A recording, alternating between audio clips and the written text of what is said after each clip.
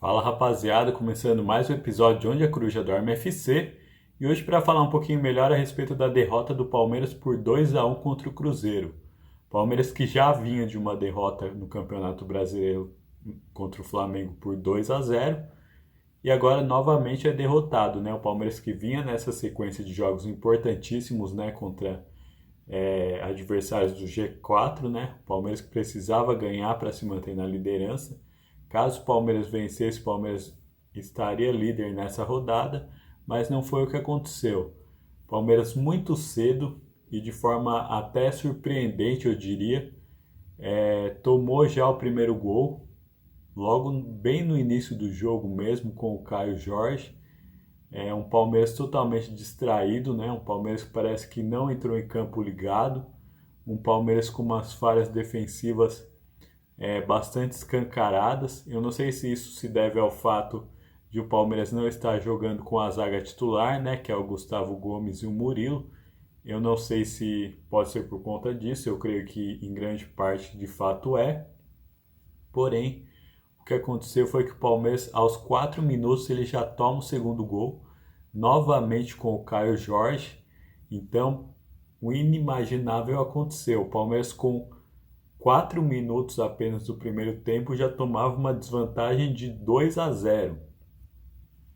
Então, podemos dizer que o Palmeiras sofreu um apagão, totalmente distraído, um Palmeiras que não entrou no jogo, dava a impressão que não sabia o que fazer com a bola, um time assustado, um time realmente que não entrou em clima de decisão.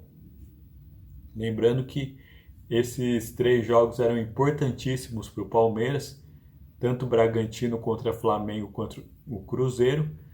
O Palmeiras conseguiu ganhar apenas um desses 3 jogos, o que deixa o Palmeiras, que era um time que estava com uma liderança até relativamente folgada, fora da liderança. Então, o Palmeiras que poderia até ter uma margem grande na liderança, poderia até já encaminhar uma distância confortável para os seus adversários.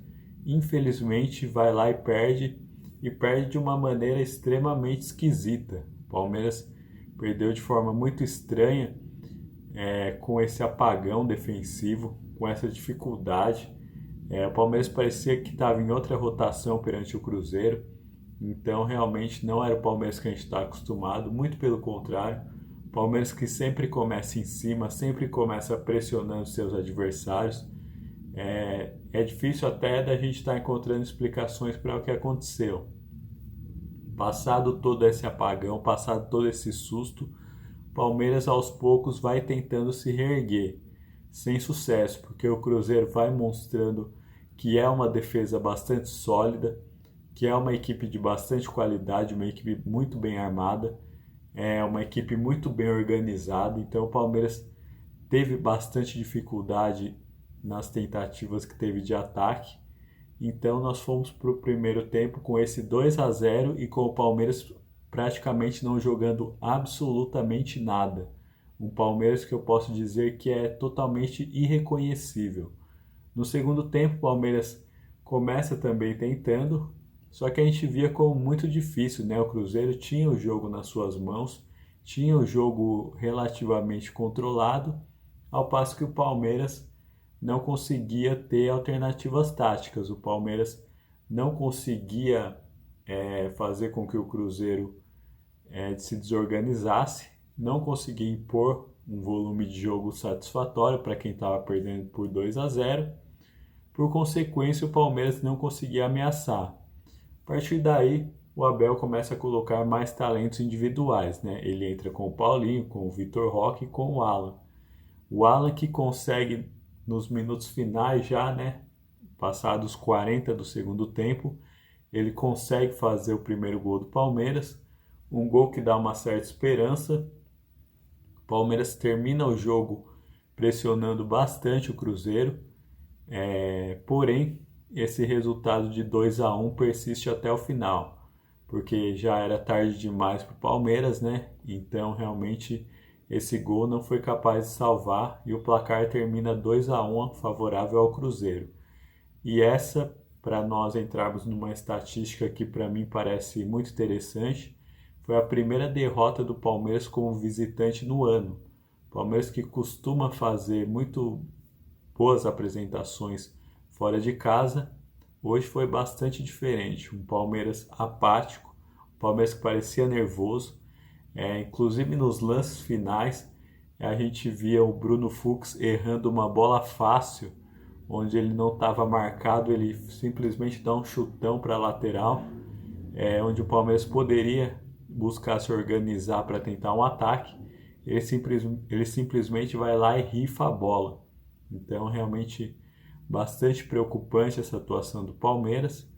E agora nos resta esperar o Mundial, né? O Mundial onde o Palmeiras espera fazer bonito, né? Nós sabemos que os clubes europeus têm muito mais investimento, têm equipes muito melhores, porém a gente espera que o Palmeiras consiga fazer um bom papel e consiga desempenhar um futebol minimamente satisfatório.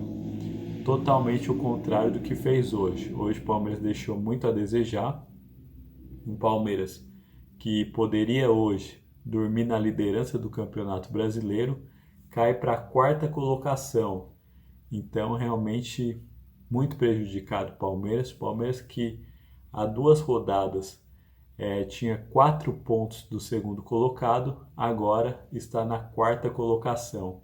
Por isso que a gente sempre fala, em Campeonato Brasileiro não se pode vacilar, não se pode perder pontos fáceis, não se pode dar ao adversário a chance de se recuperar.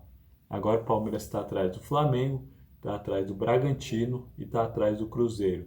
Justamente os 3 últimos adversários do Palmeiras. Então é uma situação bastante preocupante, né, para um Palmeiras que vinha liderando com uma certa folga e agora vai ter que novamente correr atrás para ver se consegue retomar a liderança.